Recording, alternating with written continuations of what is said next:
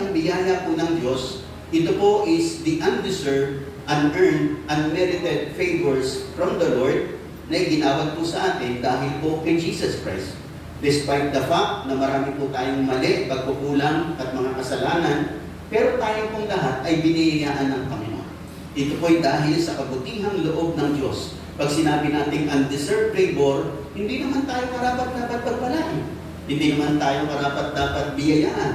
Hindi naman tayo karapat-dapat maligtas. Kasi lahat po tayo mga kasalanan. But the grace of God is the answer sa lahat ng yon. Ang biyaya ng Diyos ang naging sagot kung bakit tayo po ngayon ay narito sa isang panibagong buhay, pinagpapalang buhay, kinasisiyahan ng Panginoon, pinatawad ng Diyos. Itong lahat ay dahil sa biyaya ng Panginoon. Yung nakikinig magsabi ng amin. Alam niyo po, sa lumang tipan, ang aral ng lumang tipan, patawarin mo ang mga nagkasala sa iyo at patatawarin ka ng Diyos. Sa bagong tipan po, iba po sa bagong tipan, pinatawad ka na ni Lord para patawarin mo yung nagkasala sa iyo. Ganyan po. Kasi sa lumang tipan, kinakailangan gumawa ka para kalutan ka ng Diyos. Sa bagong tipan ng biyaya, si Lord ay gumawa sa iyo para makagawa ka ng maganda sa buhay ng ibang tao. Sa lumang tipan, kinakailangan maging mabait ka para maging mabait sa iyo si Lord. Sa bagong tipan, naging mabait sa atin si Lord para maging mabait tayo sa ating kapwa. Kaya po, pag tinignan natin ang bagong tipan, ito po ay dahil sa biyaya at pabor ng Diyos sa buhay ng bawat isa sa atin. At dahil po dito, tayo po'y lumalakad sa isang buhay na sobrang pinagpala. Ganun din sa bagong tipan mga kapatid, sa Old Testament, mahalin mo ang Diyos, ibigin mo ang Diyos ng buong puso, buong lakas, buong kaluluwa, no? At mamahalin ka ng Panginoon. Pero sa bagong tipan, minahal ka muna ni Lord para mamahal mo siya. Kumbaga, sa lumang tipan, ikaw muna yung nanliligaw kay Lord. Pero sa bagong tipan, si Lord ang lumapit sa iyo. Nakakaintindihan po ba tayo? Ganun po, yun po ang biyaya. Sa biyaya ng Diyos, ang lahat nagsimula kay Lord. Ang lahat nagpugat sa Panginoon. Ang lahat nag-initiate si Lord. Si Lord ang nagpasimula ng lahat ng ito kung bakit po tayo ay nagkaroon ng isang pinagpala at isang bagong buhay. Dito po sa bagong tipan na kung saan nandito po tayo sa tipan ng biyaya ng Panginoon, no? Kasi sa lumang tipan, magbigay ka para bigyan ka ng Diyos. Pero sa tipan ng bagong tipan, binigyan ka ng Diyos para makapagbigay ka. Nagkakaintindihan po ba? Pero pag tinignan niyo po, di ba po, Bishop, di ba yung sinasabing give and it shall be given unto you? Di ba nasa bagong tipan yun? Alam niyo po kasi, yun ay nasa bagong tipan na kung saan ang Panginoon nung nabuhay po siya rito sa lupa, ay kasi yung Matthew, Mark, Luke, and John kasama sa bagong tipan. Pero si Jesus po, namuhay siya under the law. Pero nung siya po ay muling, siya'y namatay at muling nabuhay, doon po nagsimula ang biyaya ng Diyos. Nagkakaintindihan po ba tayo lahat?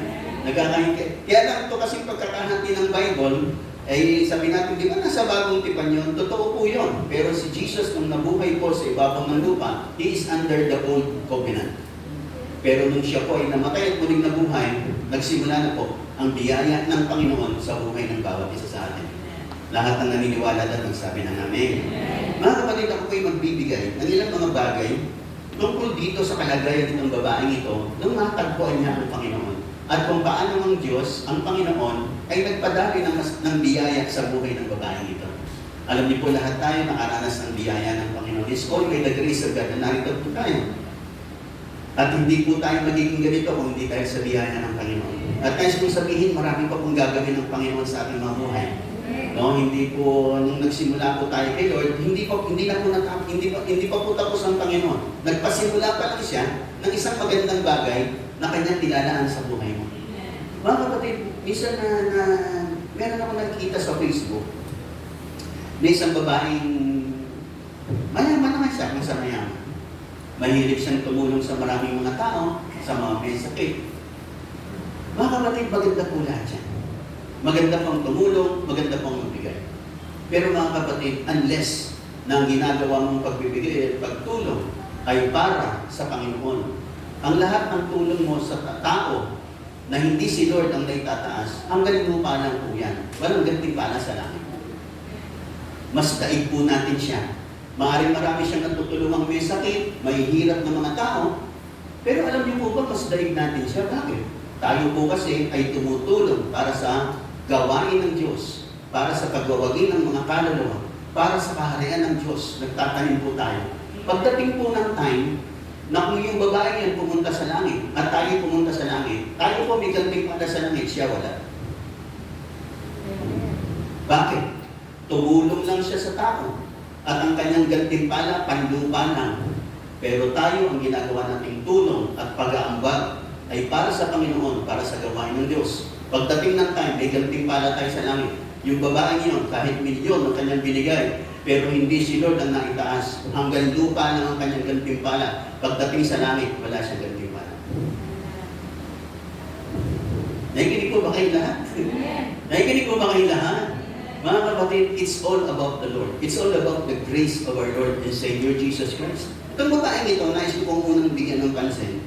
Kasi nung na-meet niya ang Panginoon, nung humingi sa kanya ang Panginoon ng tubig, sabi ng babaeng ito, dito sa verse 9 and 10, sinabi sa kanya ng Samaritana, kayo Hudyo at ako'y Samaritana.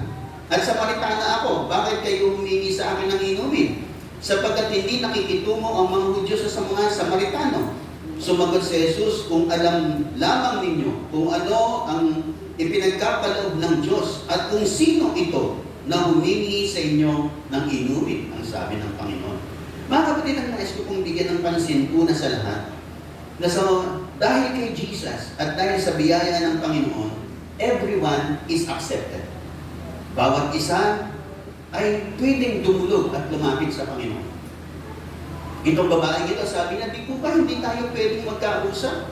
Hindi tayo dapat makitungo sa isa't isa? Pero mga kapatid, narito ang Panginoon. No? Sapagkat yun ay batas ng Hudyo. Sa batas ng Hudyo, hindi pwede. Pero si Jesus ay narito para ilapat ang biyaya ng Diyos sa buhay ng bawat tao. Kaya kay Lord, walang reject. Bawat isa ay katanggap-tanggap na lumapit sa Panginoon. Kaya nga kapag ka nandun ang biyaya ng Diyos, ang bawat isa ay pwedeng lumapit sa Kanya. Ang bawat isa ay pwedeng makaranas ng kabutihan ng Diyos. Basta siya'y lalapit lamang sa Panginoon. Amen po ba? Kaya itong babae ito nagtataka, hindi po tayo dapat nag-uusap. Di po ba yung pinagbabawal ng ating mga kultura na tayo mag-usap, na tayo magkaroon ng ugnayan sa isa't isa? Pero yun ay binaliwala ng Panginoon. Sapagkat ang dala ng Panginoon sa pagkakataong yun ay ang biyaya ng Diyos na gusto niyang iparana sa babaeng ito. Na dahil sa biyayang ito, hindi ka rejected, you are accepted.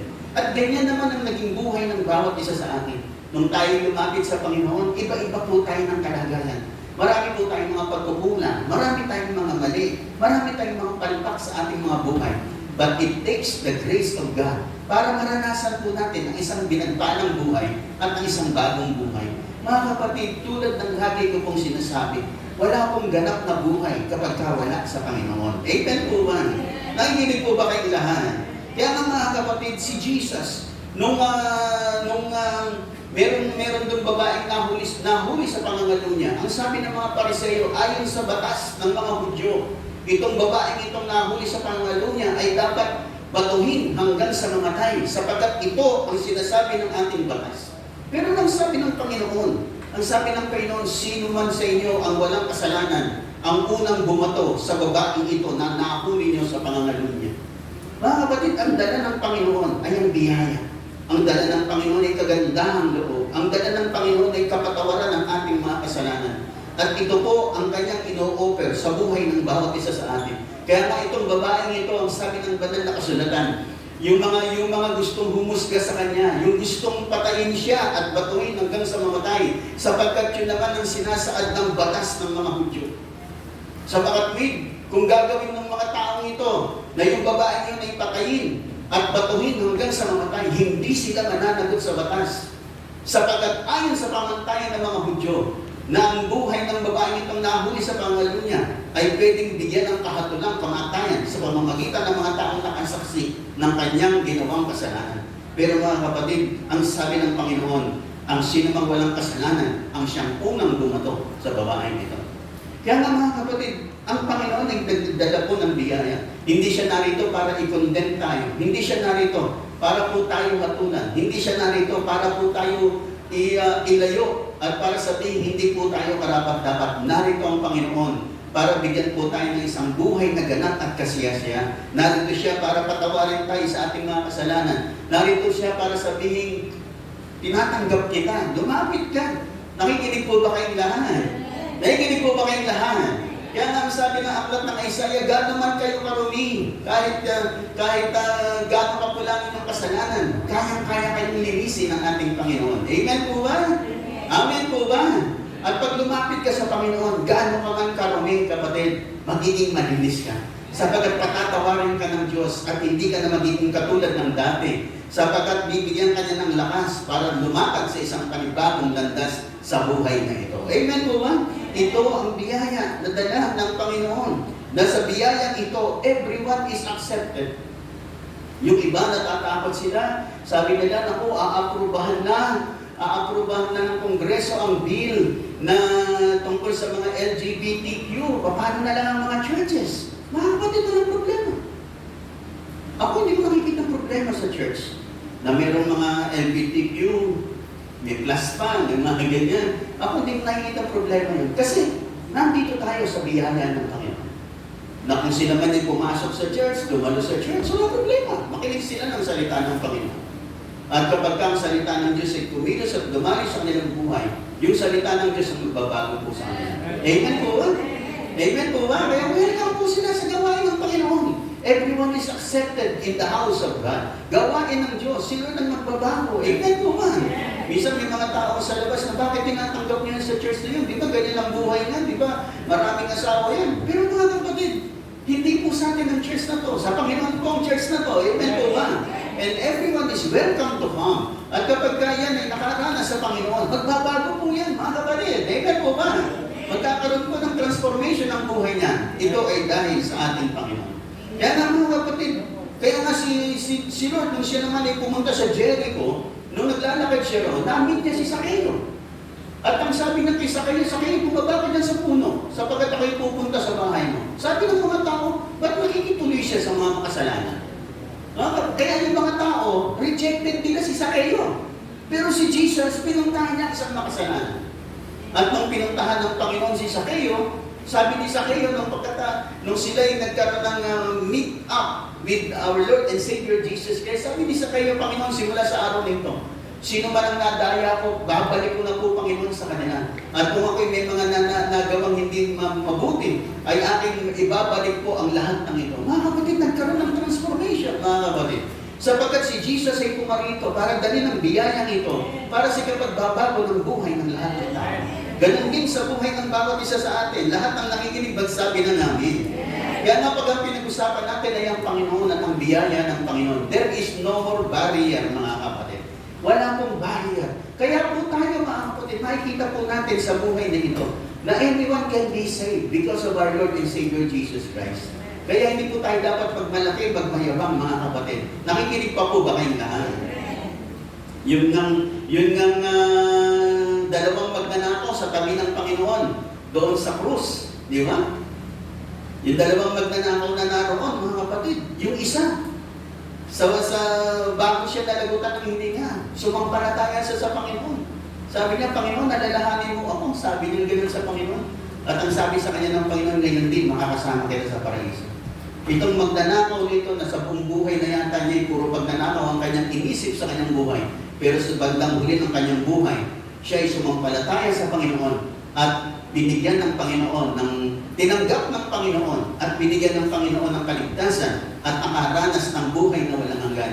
Ito ang biyaya ng Panginoon. Amen po ba? Ito ang biyayang ino-offer niya sa buhay ng bawat tao. Ito ang biyayang offer niya sa buhay ng bawat isa sa atin.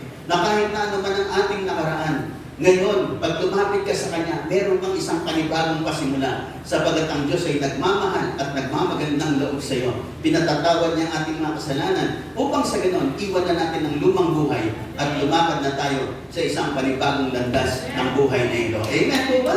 Sige, palakpakan natin malakas ang ating Panginoon. Uulitin ko sa inyo, anong kaibahan ng mga taong naglingkod sa Panginoon? At mga taong dun sa huling bahagi ng kanyang buhay tumanggap sa Panginoon at pareho naman silang naligtas. Halimbawa, si Apostol Pablo, siya ay naglingkod ng maraming taon sa Panginoon. At sa bandang huli ng kanyang buhay, of course, nung siya kinuha na ng Panginoon, napunta siya sa langit. Anong kaibahan ng isang magnanakaw na yun? Nasa buong buhay niya, wala na siyang inisip kundi magnakaw. Pero sa huling punta ng kanyang buhay, sumampalataya sa Panginoon. Silang dalawa parehong pumunta sa langit. Ang kaibahan lang nila, nakikinig pa po ba kayong lahat? Inuulit-ulit ko ang kanilang kaibahan. Yung magnanakaw pumunta sa langit, wala siyang korona sa langit. Si Apostol Pablo na naglingkod sa Panginoon, pumunta rin sa langit, pero dahil pinaglingkuran niya ang Panginoon sa lupa, meron siyang korona sa langit. Doon na lang magkakaiba, pero parehong pupunta sa langit. Nakikinig po ba kayong lahat? Dahil sa biyaya ng Panginoon. Mga kapatid, ang biyaya nito ng Diyos ang magdadala po sa atin sa isang buhay na pinagpala, isang buhay na kinagsisihan ng ating Panginoon.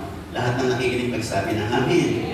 Pangalawa, mga kapatid, dahil po sa Panginoon, dahil po sa biyayang umapaw, dahil po sa biyayang ito, when God's grace abounds, mga kapatid, thirsts are quenched, needs are met, lives become happy, contented, and satisfied. Itong babae ito, sabi niya, Panginoon, bigyan niyo po ako ng tubig na yan, sa ganun hindi na ako muling mauuhaw. No, kasi itong babae ito, kung titingnan niyo yung istorya ng babae, 5 na yung naging asawa niya, ngayon ang kinakasama niya, pang-anim niyang asawa. No, pang-anim, ang dami niya. Parang itong babae ito yung naghahanap ng joy, naghahanap ng contentment, naghahanap ng satisfaction in life, na sa marami niyang asawa, hindi niya matagpuan. Kasi talagang tayo, we are longing for someone to care for us. Ganun po talaga tayo. Gusto natin may nagmamahal sa atin, may kumakalinga sa atin. Pero mga kapatid, unless maranasan mo si Lord, hindi talaga mapupunan ang anumang kailangan natin sa buhay dito. Si Lord lang kasi ang makakapuno. Nakikinig pa po ba kayong lahat? Nakikinig pa po ba kayong lahat? Tulad ng lagi ko pong sinasabi, bawat isa po sa atin, may vacuum po tayo rito. Dito sa sentro pong ito, may vacuum po dyan. Yung vacuum po na yan, yan po ang tirahan ni Lord. Yan ang tirahan ng Panginoon. Kapag tinanggap mo si Lord ng buong puso, yung vacuum na yan, pupunan ng Panginoon. Kasi yung vacuum na yan sa buhay natin, pag hindi na-filled up ni Lord, maghahanap po tayo ng kasiyahan sa maraming bagay. Bakit maraming mga tao nasa droga? Bakit maraming mga tao nasa bar? Bakit maraming tao mga naglalasing? Kasi naghahanap sila ng kasiyahan. Naghahanap sila, meron silang mga longings in their hearts. Meron silang mga inner desires na gusto nilang ma-filled up. Katulad ng babaeng ito, naghanap siya, marami siyang asawa. Pero hindi pa rin na natatagpuan ang ganap na kagalakan at kasiyahan ng buhay. At ang kasiyahan na kanyang hinahanap ay natagpuan niya nung matagpuan niya ang Panginoon at matagpuan siya ni Jesus. Nakikinig pa po ba kayong lahat? Nakikinig pa po ba kayong lahat? Mga kapatid, people are constantly looking and searching for joy, for happiness. Ang nakalulungkot lang in wrong places. Sa maling lugar nila hinahanap ang mga kagalakan, kaligayahan, contentment, satisfaction in life. Pero salamat, tayo po, natagpuan natin ang lahat ng yan sa ating Panginoon. Amen po ba? Na dahil sa Panginoon, we are complete, mga kapatid. Na dahil sa Panginoon, mga kapatid, hindi na tayo katulad ng dati. Kaya natingnan niyo po tayo, mga kapatid. Lahat na nakikinig magsabi ng amin. Bakit masasaya tayo? Samantalang iniwan natin yung mga bisyo ng buhay. Bakit masasaya na tayo? Iniwan na natin yung mga droga. Iniwan na natin yung mga kalayawan ng buhay. Bakit masaya tayo? Kasi ang joy, contentment ng ating mga buhay, walang iba kundi ang Panginoon. Pag matagpuan mo sila, kaya sabi ng iba, napakalungkot naman ng mga Kristiyano. Bawal ang mga bisyo, di pwedeng magsuga, di pwedeng uminom, di pwedeng gawin ng mga bagay-bagay na ganito. Malungkot naman sila. Mga kapatid, they are wrong. Tayo nga po ang pinakamasayang tao sa mundo. Amen po ba? Kapag itong natagpuan natin ang Panginoon, we are complete in Him. Sa Kanya natin mararanasan ang kakompletuhan, ang satisfaction, ang contentment sa buhay nito ay sa Panginoon po natin matatagpuan at masusumpungan. Maraming mga tao ay nahanap po yung natagpuan natin, hindi po nila makita. Hindi nila makita sa pera, hindi nila makita sa tagumpay nila, hindi nila makita sa mga bisyo ng buhay. Pero pag lumapit sila sa Panginoon, doon pa lamang nilang masasabi, ito ang hinahanap ko sa buhay nito. Kaya mga kapatid, huwag mong hanapin sa iba. Hanapin mo kay Lord. Lumapit ka sa Kanya. Sapagat nasa Kanya ang kaganapan ng iyong buhay. Hindi ka makukontento kahit marami kang pera. Tulad ng lagi kong binabagay, nakabasa po ako ng mga istorya ng mga taong mayayaman. Pero despite na mayayaman po sila, marami silang problema, marami silang alalahanin, marami silang mga kinatatakutan, marami silang mga bagay na hinahanap pa rin despite the fact na sila'y mayaman na, milyonaryo na, bilyonaryo na, nabibili nila ang lahat, pero hindi pa rin sila ganap na masaya. Yan ang nagpapakita sa dakilang katotohanan. It's all about Jesus. At si Jesus lang ang makapupuno ng bagay na ito sa buhay mo. Kung lalapit ka sa Kanya, makikilala mo siya, mamimit mo siya, magkakaroon ka ng relationship with Him. Doon mo lang makikita ang kaganapan that my life is complete in Jesus. Amen po ba? Yung naniniwala doon magsabi ng amen. At pwede bang pumalakpak ng malakas sa ating Panginoon? Kaya si Haring Solomon, ang pinakamayamang tao sa buong mundo, si Haring Solomon, ang pinakamatalinong tao sa buong mundo. Despite the fact na naranasan niya pong lahat ng bagay, marami siyang kasama, naiinom niya ang pinakamasasarap na alak, naipapatayo niya ang mga gandang mga gusali, at na gusto niyang ipatayo, gano'n man karingal, sapagkat sobrang yaman ng taong ito. Lahat ng gustuhin niya, nakakanta niya. Pero sa dakong huli ng kanyang buhay, ito po ang kanyang naging sinabi. Sabi niya po rito, sa Aklat ng Mga Ngaral, chapter 12, so verse 13. Sabi niya, sa kabila ng lahat ng ito, sa kabila ng marami kong asawa, na naiinom kong lahat ng masasarap na alak, napapagawa kong lahat ng mga magandang gusali, nasasakyan kong mga pinakamagagalang sasakyan sa aking kapanahunan. Pero sabi niya, sa kabila ng lahat ng ito. Kasi pag binasa niyo po ang Aklat ng Mga Ngaral, ang Aklat ni Solomon, ang sabi niya, ang lahat dito sa ibabaw ng lupa ay walang kabuluhan. Mga kapatid, ang buhay ko ay walang kabuluhan pag wala si Lord. Amen po ba? Pag hindi si Lord ang kasama mo sa buhay na ito, walang kabuluhan ang lahat ng bagay sa mundo ibabaw. Nagkakaroon lang ng kulay ang buhay natin. It's all because of the Lord. Dahil po ito sa Panginoon at sa Kanyang biyaya. Kaya nagiging colorful ang ating mga buhay. Kaya nagiging makulay ang ating buhay. Kaya nagiging pinagpala ang ating mga buhay. Kaya nagiging masaya, satisfied, contented ang buhay ng bawat isa sa atin. Pero mga kapatid, pag wala si Lord, kaya sabihin mong maging milyonaryo lang ako, magiging masaya na ako. Hindi po mga kapatid. Pag narating mo may pagiging milyonaryo, darating yung time, hindi ka pa rin masaya. Gusto mo yung kasunod naman. Hanggang wala si Lord, you cannot be contented in life. Hindi ka magiging ganap ng masaya. Kahit sabihin mo magkaroon ako ng isang magarang sasakyan, kontento na ako. Pero pag wala si Lord, hindi ka pa rin kontento. Lagi kang may hinahanap, laging may kulang. At ang kulang na yon ay walang iba kundi ang Panginoon. Amen po? Kaya nga ang sabi ni Solomon, sa kabila ng lahat ng ito, sa kabila ng lahat ng mga dakilang bagay, mga bagay-bagay na naranasan ko, mga mariringal na bagay, lahat ng bagay na gusto ko, inakamtan ko na. Pero sabi niya, sa kabila ng lahat ng ito, isa lamang ang aking masasabi. Matakot ka sa Diyos, sundin mo ang kanyang mga utos, pagkat ito ang buong katungkulan ng tao. Doon siya nag-end sa Panginoon. Sapagkat kahit na nandyan ang lahat ng mga material na bagay, pag wala ang Panginoon, wala, kulang pa rin. Malaki pa rin ang wala. Malaki pa rin ang dissatisfaction and discontentment sa buhay mo, malibang nandyan ang ating Panginoon. Lahat ng nakikinig magsabi ng amin. Mga kapatid, once we experience Jesus and His grace, dahil nung makilala natin siya, naranasan natin ang biyaya, continue drinking from the Lord. Magpapatuloy tayo sa Kanya. Mananatili tayo sa Kanya. Nakikinig pa po ba kayong lahat? Nakikinig pa po ba kayong lahat?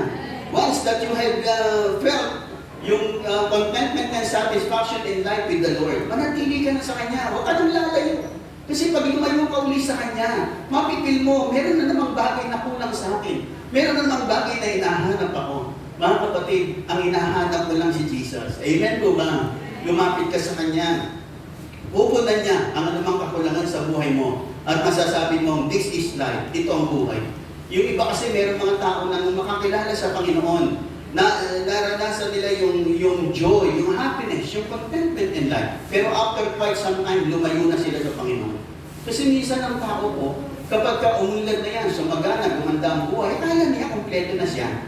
Sabi na, meron na akong magandang buhay, magandang pamilya, magandang trabaho, magandang negosyo, okay na to. Pwede na hindi na magpatuloy sa Panginoon. Mga kapatid, you are wrong. Mali po kayo kapag ganyan ang inyong iniisip, mga kapatid. Dapat pong malaman, our continuous happiness, contentment, and satisfaction ay dahil tayo po ay nanatili sa Panginoon at nanatili po sa biyaya ng Panginoon.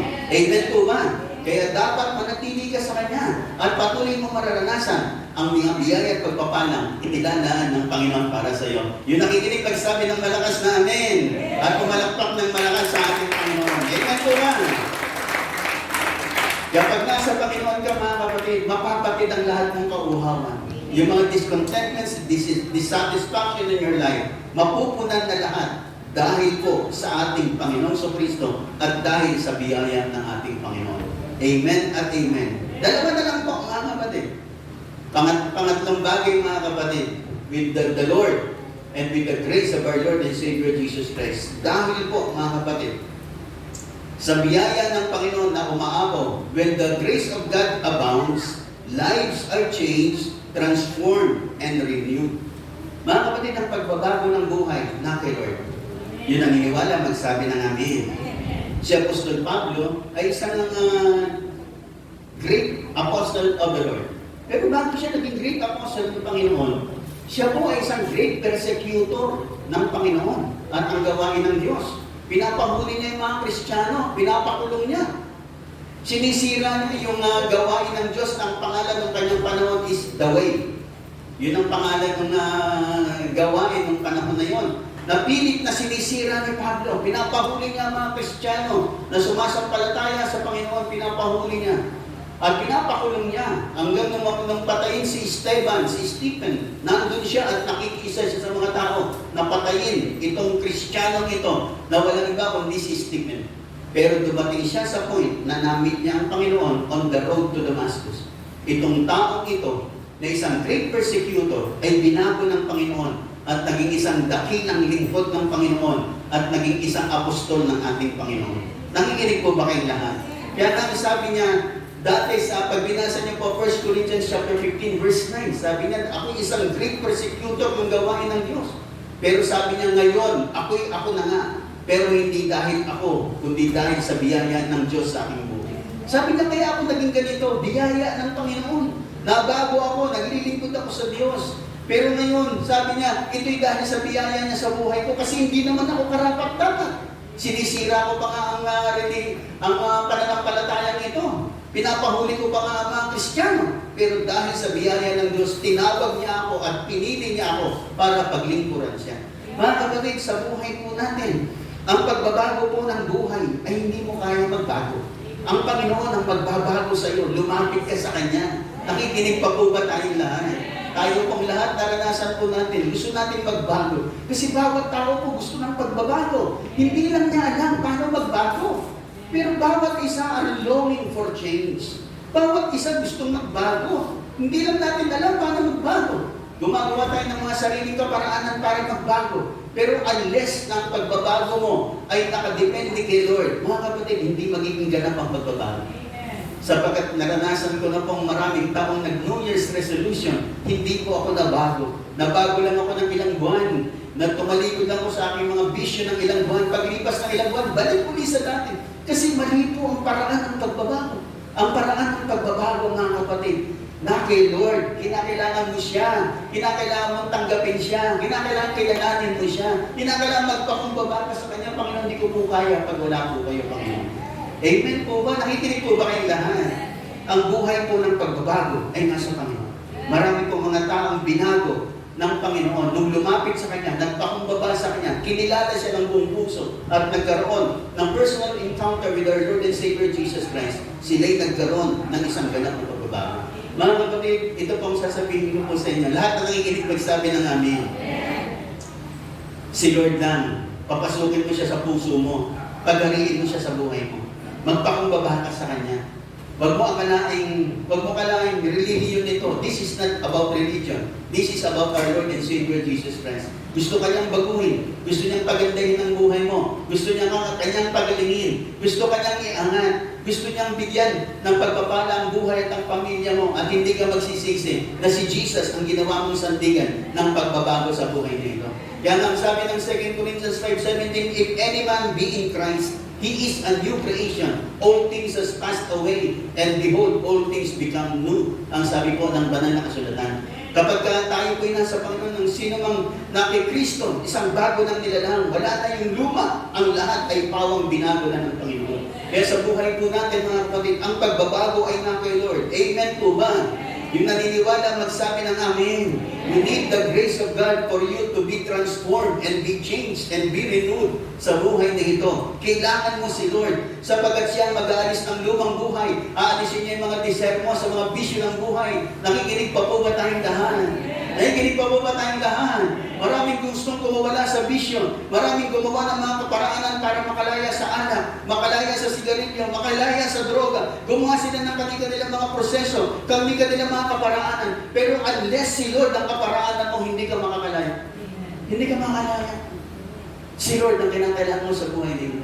Once you experience Jesus, sabi ng banal na kasulatan, he whom the Son sets free is free indeed. Ang sino mang pinalaya ng anak na walang iba kundi si Jesus ay magiging ganap na malaya. Lumapit ka sa Kanya, palalayain ka niya. Nakikinig po ba kayong lahat?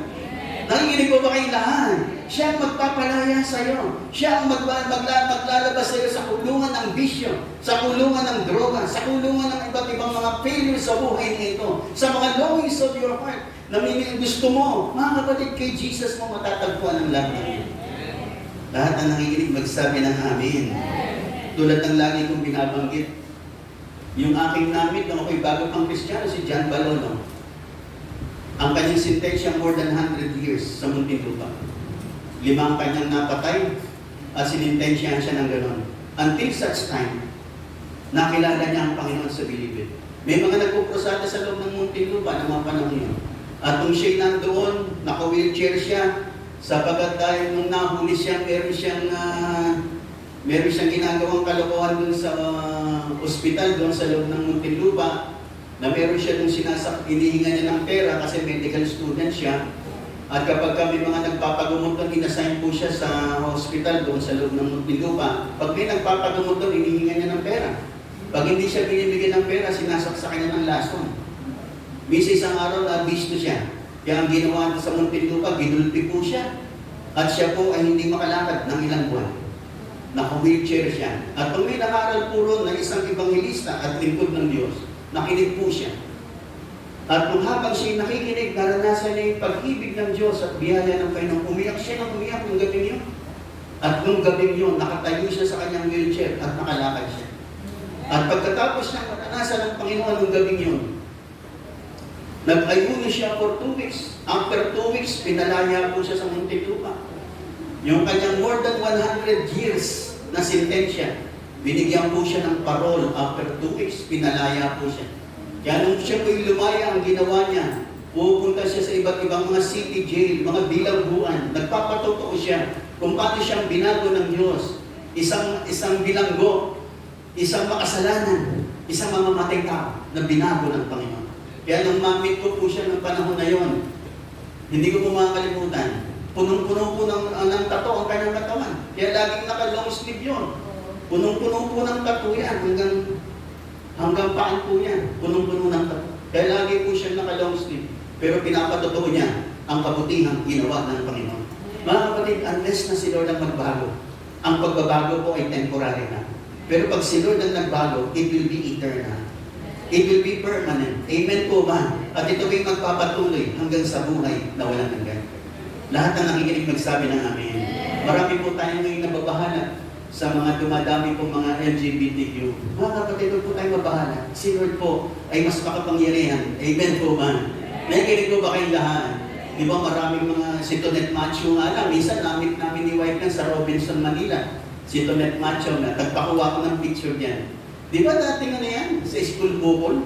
Pero ginagawa ng Diyos. At ngayon po ay naglilingkod sa Panginoon. Amen po ba? At ginagamit ng Diyos ang buhay ng tao ito.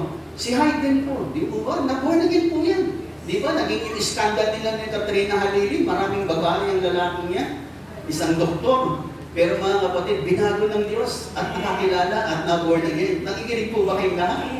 Nakikinig po ba kayong lahat? Wala pong imposible sa Diyos. Minsan yung tao sabi nga sa inyo, pinapanalangin mo na makakilala sa Diyos. Habang pinapanalangin mo, lalo yatang nalulubog sa bisyo, lalo yatang sumasaw ng ugali. Mga kapatid, pag nakikita mo medyo pinapanalangin mo para ma-born again, maligtas, mabago, parang sumasahol pa yata. Mga kapatid, hindi po, palapit na po ng palapit kay Lord yan. Amen po ba? Nakikinig pa po ba kayong lahat? Nakikinig pa po ba kayong lahat? Mga kapatid, grabe ang biyaya ng Diyos. Yung mga nagsasabi, minsan, yung nakapost sa Facebook, yung sabi, dumadalo pa kayo sa church, sabi ko, hindi ako naniniwala sa Diyos nyo. Eh, ganyan din si Apostol Pablo noon. Hindi siya naniniwala sa Panginoon. Pero ngayon, dumating yung time, ginawa siyang lingkod ng Panginoon. Mga kapatid, hindi pa tapos si Lord. Amen po ba? Marami pa siyang pwedeng hipuhin, marami pa siyang pwedeng gawin, lalo na sa buhay ng bawat isa sa atin at sa buhay ng ating mga mahal sa buhay. Mga kapatid, binigyan po tayo ng liwanag ng Panginoon para sa atin. Yung liwanag na nasa atin, ipasa po natin sa ibang tao. Nakikinig pa po ba kayong lahat? Nakikinig pa po ba kayong lahat? Naalala ko po yung istorya ni Amalayer.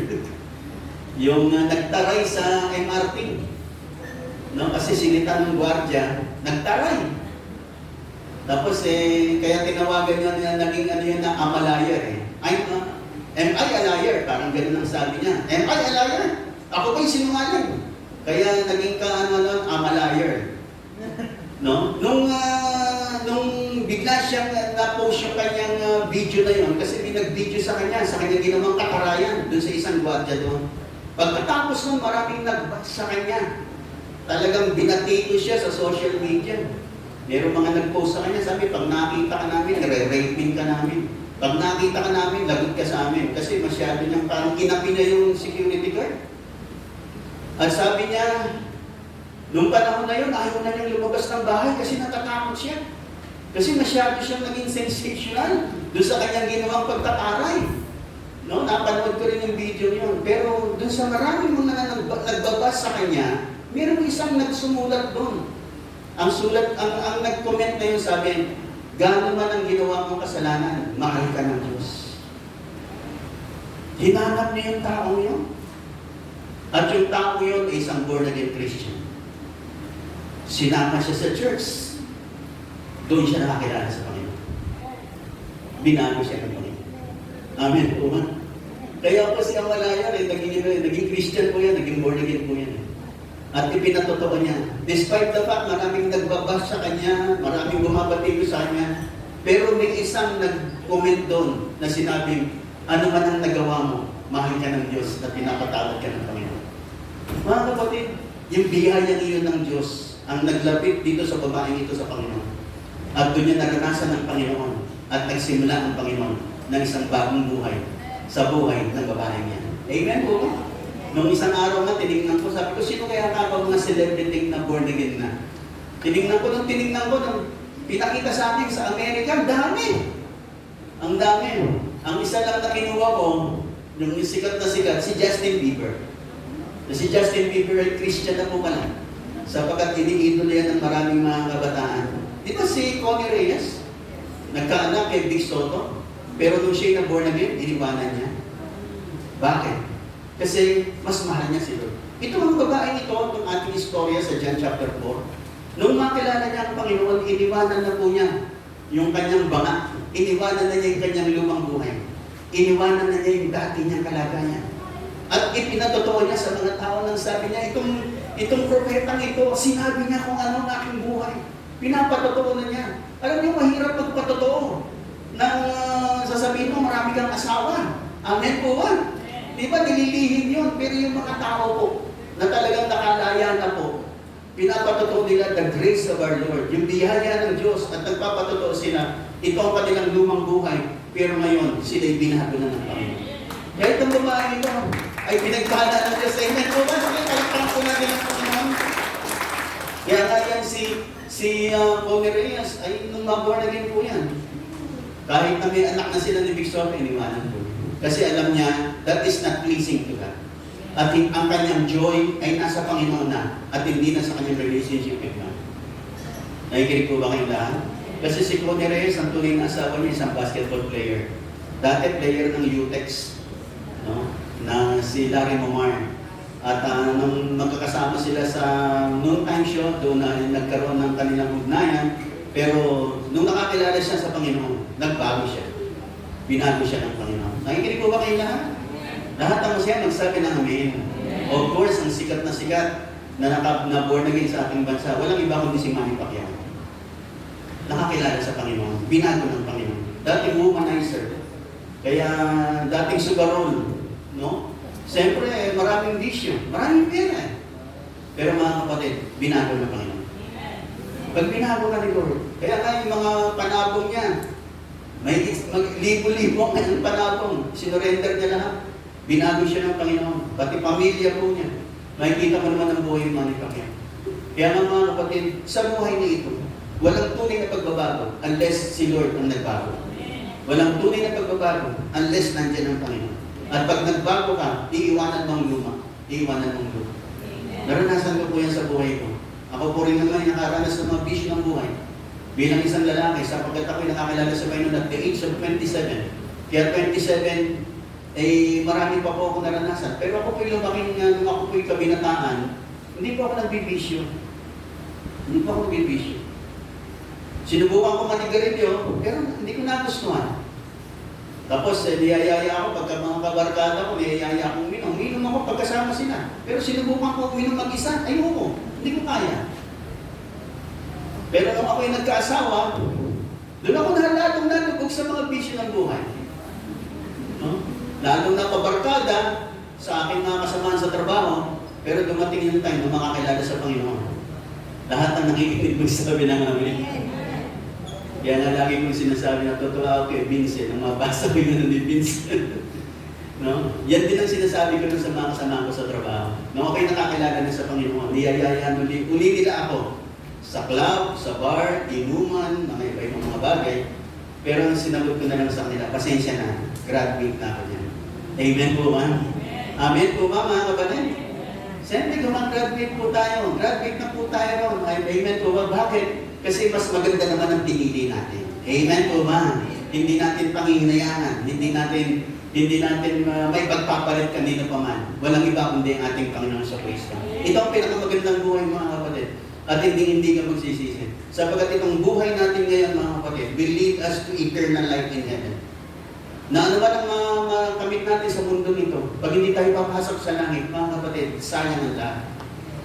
Yumaman ka man, gumanda ang buhay mo, pamilya mo, nabili mo lahat ng gusto mo, pero pagdating ng time, hindi ka pala papasok sa langit, sayang lang lahat. Sayang lang lahat. Mabuti pa sa iyong isang pulubi na pupunta sa langit. Amen po ba?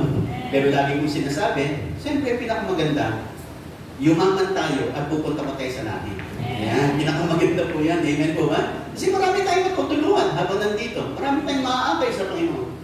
Yan ang pinakamagandang buhay. Amen po ba? Itong babaeng ito mga kapatid, dun sa panghuli ko mga kapatid. When God's grace abounds, mga kapatid, it will empower us to testify of His grace. Bibigyan niya tayo ng empowerment para maipahayag natin, mai-share natin sa iba itong ginawa ni Lord sa buhay natin. Mga kapatid, nandito pa po tayo. Kasi bakit? May mission pa po tayo lahat. Ang buhay mo kaya narito, may mission ka pa. Kaya po hindi pa tayo kinukuha ng Panginoon. Kasi sabi mo nga, Panginoon, kung wala na pong mission, pauwiin mo na kami, Panginoon. Pero nandito pa tayo kasi may pinagagawa pa ang Panginoon. Kumbaga, binigyan ka ni Lord ng liwanag, ipasa mo yung liwanag sa iba. Binigyan ka niya ng biyaya, i-share mo yung biyaya ni Lord sa buhay ng ibang tao. Kasi yung mga tao yan, hindi magiging ganap ng masaya pag wala si Lord. Kaya nga itong babaeng ito, ang una niyang ginawa, Nung siya tumamit niya ang Panginoon, pumunta siya sa kabayanan. Sinabi niya sa mga tao, natagpuan ko na yung lalaking iyon, yung propetang iyon, na nagsabi ko ano ang buhay ko. Sabagat at itong mga taong ito lumapit sa Panginoon at sinamay sumampalataya sa Panginoon. Mga kapatid, ito ang umaapaw na biyaya. Huwag po natin hayaan yung biyaya ng Diyos hanggang sa atin lang. Binigyan ang kategori ng bagong buhay para i-share mo sa iba. Para ibahagi mo sa iba. Lalo na sa iyong mga mahal sa buhay. Kinakailangan makita nila si Kristo sa buhay mo. Kinakailangan makita nila si Kristo sa iyong buhay, sa iyong pananalita, sa iyong mga ginagawa. Pakita po natin si Jesus. Nakikinig pa po ba tayong lahat? Pakita natin na tayo mga anak ng Diyos, tayo mga Kristiyano. Huwag po natin hayaan ang ating mga mahal sa buhay, mga kapatid. Huwag natin silang hayaan na nandito tayo, babayaan na lang natin sila. Pabayaan mo sila. Pabayaan mo, wala naman silang ano sa Panginoon. No, you need to pray for them. You need to make a way for them. Panginoon, yung mga magulang ko, Panginoon, yung aking mga mahal sa buhay, ipuwin niyo, Panginoon, na isang araw, makakasama ko sa gawain, kung paano akong naligtas sa born again, sila rin, Panginoon. Lahat na nanginginig, magsabi ng amin. Kaya nga sabi ni Apostol Pablo, Acts 20:24, I consider my life worth nothing to me. My only aim is to finish the race and complete the task that the Lord has given me. Ano yung task? The task of testifying to the good news of God's grace. Sabi na, ang buhay ko wala nang kwenta, mga kapatid. Isa na lang ang mitingin ko, matapos ko ito. At magawa ko yung pinagagawa ni Lord sa amin. Ano yun? Naipahayag ko yung mabuting balita ng biyaya ng Diyos. Pahayag natin, mga kapatid. Nakikinig po ba kayong lahat? Sa kapitbahay natin, kasama sa trabaho, pahayag mo si Jesus. Ikwento mo si Jesus. I-testify mo ang Panginoon. Paano kanya binago? Paano kanya pinagaling? Nakikinig pa po ba kayong lahat? Itong dahilan kung bakit naririto pa tayo. Itong dahilan kung bakit tayo niliwanagan ng Panginoon para yung liwanag na yun, ipasa po natin sa iba. Amen. Are you listening? Are you listening? Alam niyo po, pag binasa niyo ang Bible, ang buong mundo puno ng kadiliman. Alam niyo po ba, ang buong mundo ay gugunawin ng Diyos? Yes. Kaya lang hindi ginugunaw ang mundo kasi ang totoo po, narito pa tayo. Nakikinig po ba kayo na? Pero ang buong mundo patungo sa pagkabulok. Kaya lang hindi nabubulok kasi tayo mga Kristiyano, we are the salt of the earth. Tingnan niyo po yung mga isdang nilagyan ng maraming asin, hindi nabubulok. Kasi may asin. Nakikinig po ba kayo? Are you listening? Yes. Pero pagdating ng araw, mga kapatid, yun lang mga nuclear weapon ng Russia, ng Amerika, ng China. Pag pinagsabay-sabay yun, sabi kalahati ng mundo malulusaw. Kalahating populasyon ng mundo, mamamalay. Yes. Are you listening? Yes. Hindi po natin alam kailan. Pero mahalaga, prepared po tayo. Mahalaga na isama po natin mga natin sa buwan. Kaya nga po, pinagpipray ko, Panginoon, itong aming band, gagamitin niya para makapagbagay kami ng kaluluwa, Panginoon. Kaya nga sabi ko kay Bishop AJ, bigyan mo ako, umorder ako ng 10,000 na trucks. Bigyan mo ako ng ano. Sabi ko, magkano ba ang donation dyan? Sabi ko nga, magkano ba? Ako, sabi niya, bahala na po kayo, Bishop. At umorder ako ng 10,000 trucks. Nakikinig pa po ba kayong lahat? At nung pumunta siya rito, yung 10,000 trucks, sabi niya, Bishop, donation lang po yan, pero ang totoo, pinagagawa namin yan, piso isa. Isabihin yung 10,000 yun, 10,000 pesos. Pero binigyan lang natin siya ng kalahati. Sabi niya, Bishop, malaki pa rin ito. Sabi ko, gamitin mo sa mission. At ipag-pray mo tong van namin, na sa ganun magamit namin ito para sa kaluluwa. Mga kapatid, sa van na ito, magbagi po tayo ng kaluluwa. Amen po. Nakikinig pa po ba kayong lahat? Meron po kami plano, mga kapatid. No? Yung mga kabataan kasi natin, papupuntahin natin sa iba't ibang bayan dito para mamigay po ng trucks. Kasakay po ng van na yan. Iaayos lang po namin. Kaya yung mga kabataan natin, please prepare yourself. Sapagat maghanap tayo ng mga araw at lugar kung saan pupunta po kayo, papahatid ko po kayo ron para magbigay po ng mga tracts. Ganun din mga kapatid, gusto natin makapunta sa schools. Tulungan niyo po kami. Kung meron po kayong connection sa mga school na makapag-pray tayo sa mga estudyante, sa kanilang flag ceremony, bigyan po tayo ng mga 30 minutes. Kahit naman minsan lang. No? Kahit sa loob ng 6 months, isang beses lang, 6 months. Basta't may pag-pray natin sila, mas bahagi na natin ang mabuting balita. Gamitin po natin itong binigay ng Panginoon. Amen po ba? Nakikinig po ba kayong lahat? Although magagamit natin yan sa ating mga activities sa labas, pero number 1, we need souls na magamit yan para sa mga kaluluwa. Amen po ba? Thus, we are launching out para magwagi ng marami pang mga kaluluwa by the grace of the Lord. Naniniwala po ako, yung mga pledges po natin para sa buwan, papadala po sa atin ng ating Panginoon. Amen po ba? Nakikinig pa po ba kayong lahat? Pero mga kapatid, itong babaeng ito, babalik ko ako sa babaeng ito, na kung saan, nung siya ay nakakilala sa Panginoon, nabago ang buhay, tinestify niya, paano sinabi ng Panginoon ng kanyang buhay, at paano nabago ang kanyang buhay. Yung mga taong yun lumapit sa Panginoon. At ang sabi ng mga tao yun, naniniwala na kami, hindi dahil sa sinabi mo, kundi dahil sa sinabi ng Panginoon sa aming mga buhay. Mga kapatid, ganun din sa buhay ng bawat isa sa atin. Hindi po natapos si Lord sa buhay natin. Lahat na nakikinig magsabi ng amin. Kung meron kang ilawan, kung meron kang kandila na may sindi, at nakita mo napakadilim, yung katabi mo meron din kandila, sindihan mo yung kandila niya. At yung iba pang may kandila, sindihan mo pa. Nakikinig po ba kayong lahat? Sa ganun, magliwanag po ang buhay ng maraming tao sa ating kapaligiran sa magitan ng liwanag na ibinigay sa atin ng Panginoon. Huwag mong hayaan na yung kandila mo, nag-iisa na lang yung liwanag, baka ihipan pa ng hangin yun at mamatay, lalong madilim na. Ipasa mo. Pass it on. Ipasa mo yung kabutihan ng Diyos. Ipasa mo yung liwanag ng Panginoon. Ipasa mo yung biyaya ng Diyos. Ipasa mo yung pagliligtas ng Panginoon. Nakikinig pa po ba kayong lahat? Simulan po natin sa ating mga mahal sa buhay, sa ating mga kaibigan, mga kapatid. Huwag po natin pagwalang bahala. Mga kapatid, ang isang nakalulungkot, mga kapatid. Pag dumating yung time na yung mga taong malalapit sa atin, dumating yung time na matay po sila, na hindi natin ibabahagi si Jesus sa kanyang buhay. Mga kapatid, ang bigat po sa kalooban niya. Naranasan ko na po minsan.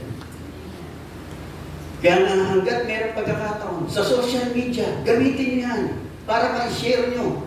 No, yung mga meron akong kapatid sa Germany, may mga times pinapadala ko siya ng mga quotes, pinapadala ko siya ng mga nakikita kong mga bagay patungkol sa Panginoon at sa pagliligtas ng Panginoon. May mga times sinatag ko sa kanya yan. Nakikinig pa po ba kayong lahat? Nakikinig pa po ba kayong lahat? Nandiyan ang social media, mga kapatid. Gano'n man sila kalayo. Hindi mo man masabi ng personal. Kung meron silang social media, meron silang Facebook, wag kung ano-ano ipopost mo. I-post mo yung tungkol sa pagliligtas ng Panginoon. I-post mo yung tungkol sa biyaya ng Diyos. I-post mo yung tungkol sa pagbabagong ginawa sa iyo ng Panginoon. Amen po ba? Itong babaeng ito, nung maranasan niya ang Panginoon, hindi siya tumigil. Binahagi niya kagad. Pinento niya, sinare niya yung kanyang naranasan. Ganun din ang gusto ng Panginoon sa buhay ng bawat isa sa atin. Hindi gusto ng Panginoon ikaw lang ang ligtas. Hindi gusto ng Panginoon na ikaw lang ang nakaranas ng biyaya. Gusto ni Lord, maging daluyan ka ng biyaya ng Diyos sa buhay ng ibang tao. Yung nakikinig pa, magsabi ng amin. Kaya nga, tell the people, mga kapatid, sabihin natin sa iba. Sabi nga ng Panginoon, and you shall be my witnesses in Jerusalem, Judea, Samaria, and to the uttermost. Simulan mo sa malalapit sa iyo, sa iyong pamilya, sa iyong mga kaibigan, sa malalapit sa iyo, mga kapatid, wherever you are an ambassador of Christ. Ikaw ay ambassador ni Kristo. Lahat ng nakikinig, magsabi ng amen. Ipahayag mo si Kristo, sabihin mo si Kristo, sapagkat yan ang isang misyon kung bakit mahaba pa ang buhay mo, kung bakit narito ka pa, may pinagagawa pa sa iyo ang Panginoon. Amen po ba? Amen po ba? Yung naniniwala, magsabi ng amen at pumalakpak ng malakas sa ating Panginoon. Mga kapatid, sa aking pagbabakas, sa ating pananalangin every morning, sa ating mga pananalangin, let's pray. Panginoon, bigyan mo ako ng kaluluwang maakay ko sa iyo. Bigyan mo ako ng taong maakay ko sa iyo, Panginoon. Pag-pray. Sapagat ang katuturan ng buhay natin sa mundong ibabaw, meron tayong maakay sa Panginoon. Kaibigan man, mahal sa buhay, kaklase, kasama sa trabaho, o ano man, akayin mo sa Panginoon. Amen po ba? Amen po ba? At mga kapatid, mararanasan mo, ma-experience mo, yung dali ng biyaya at pagpapala ni Lord sa buhay mo hindi napupulot. Patuloy at patuloy ang dali ng biyaya at pagpapala ng Panginoon. This is the story of Jesus in the Samaritan, na kung saan ang biyaya ng Diyos ay umapaw. Ang biyaya ng Diyos ay naranasan ng babae, pero hindi niya na-contain ang biyaya, shinare niya sa buhay ng mga tao. Ganun din nawa sa buhay ng bawat isa. Hindi maganda na ikaw lang pupunta sa langit. Dapat yung mga mahal mo sa buhay, makita mo sa langit. Amen po ba? Nakikinig po ba kayong lahat? Di ba nakalulungkot yung mga mahal natin sa buhay?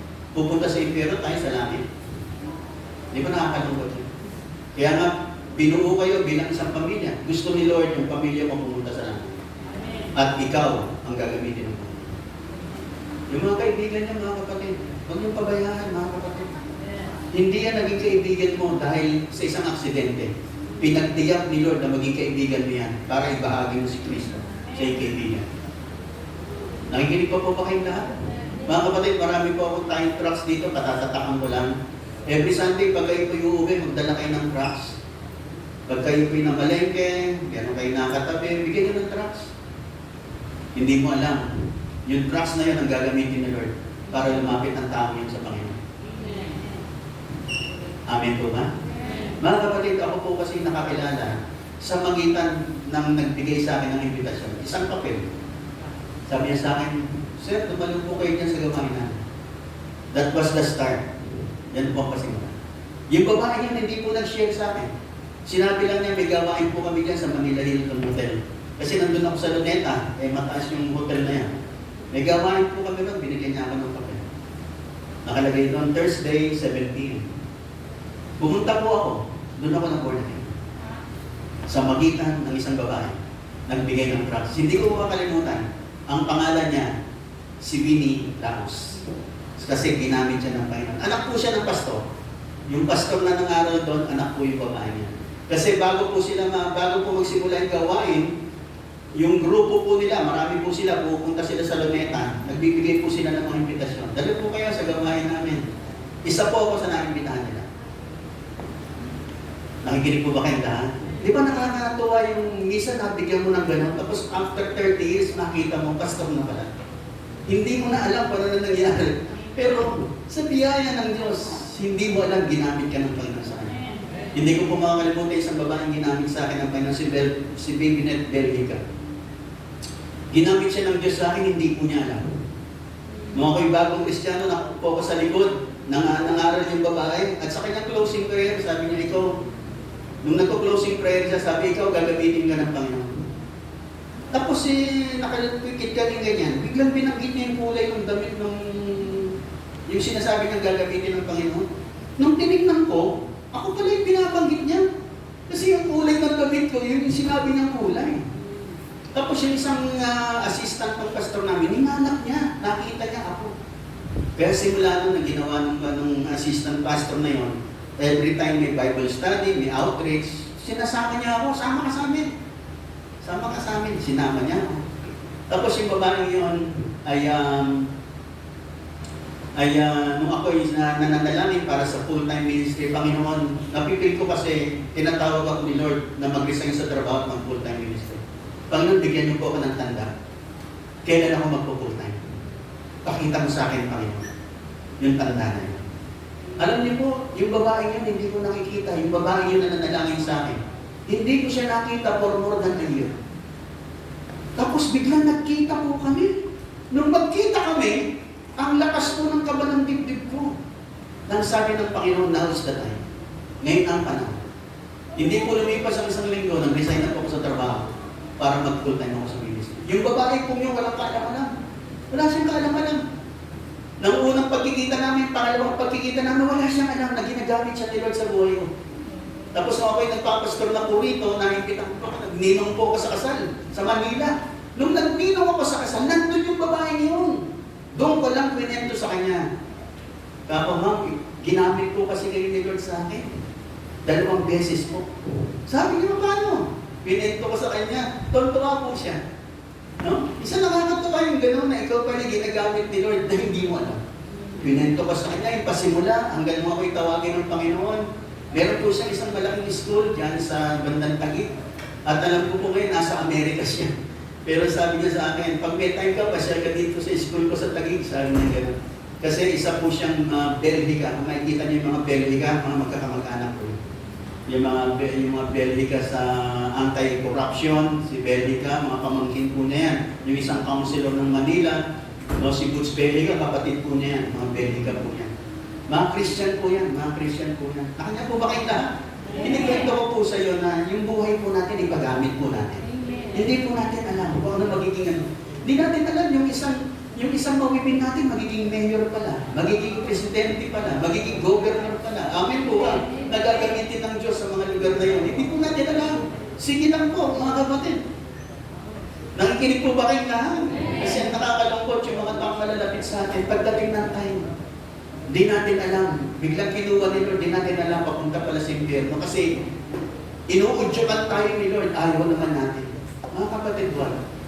Hayaan mo, sundin mo ang udyok ng Panginoon. Kasi once na nabago ka, hayaan mo yung biyaya ngayon, ay ipalagatan mo sa iyo. At makikita mo rin, how the Lord will bless you. How the Lord will bless you. Palain ka ng Diyos niyan, mga kapatid. Lahat na masaya pa, magsabi ng amen. Sige